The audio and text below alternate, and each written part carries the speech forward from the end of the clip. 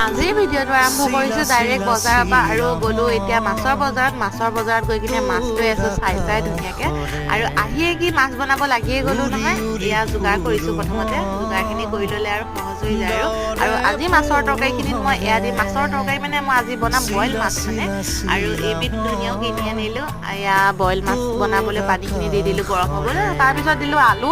যিহেতু আলু সিজিব অলপমান সময় লাগে সেইকাৰণে আলুখিনি সিজা হোৱাৰ পিছতহে পাচলিখিনি দিম আৰু মাছ সিজিবও বেছি সময় নালাগে। এই তৰকাৰীখন মানে বহুত বেছি হেল্ডি হয় আৰু ঠাণ্ডা দিনত খাই বহুত ভাল লাগে, চুপ লাগে খাই। এতিয়া মানে মাছৰ ৰসখিনি গোটেই তৰকাৰীখনত গুচি যায়। আকৌ আপোনালোকে ভাবিব নহয় এটা মাছেদিহে বইল মাছ বনাইছোঁ বুলি, কিয়নো কাৰণ আমাৰ ঘৰত কোনেও নাখায় বইল মাছ, ভাবিছে বেয়া লাগিব বুলি, সেইকাৰণে মাহঁতৰ কাৰণে মানে মাছৰ বিলাহী টেঙা জোল এখন এক্সট্ৰাকৈ বনাইছোঁ।